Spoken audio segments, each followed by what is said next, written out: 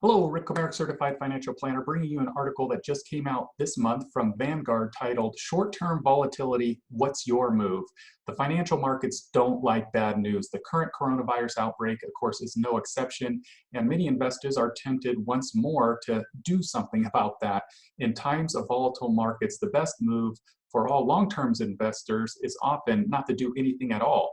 While they're not exactly parallels, the stock market responses to the SARS coronavirus back in 2003, and then more recently, the Zika virus in 2016, offer useful lessons for what occurred in those instances. In both cases, investors who sold on bad news and falling prices missed significant rebounds that very shortly had stock markets back to their prior levels.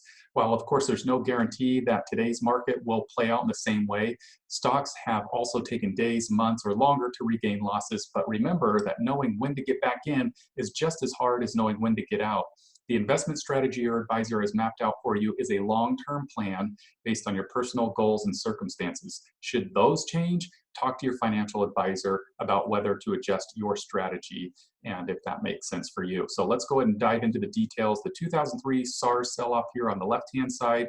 What you can see here is the 2003 peak sell-off down here. And then, of course, down here is where the sell-off occurred. And then finally, the return to peak happened after not too much time, and then there was growth beyond that point.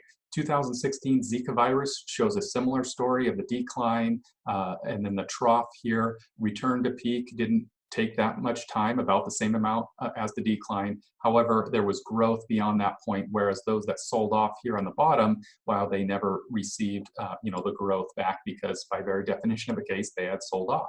If you have any questions about your investments, your long-term financial and retirement plans, feel free to reach out to me anytime.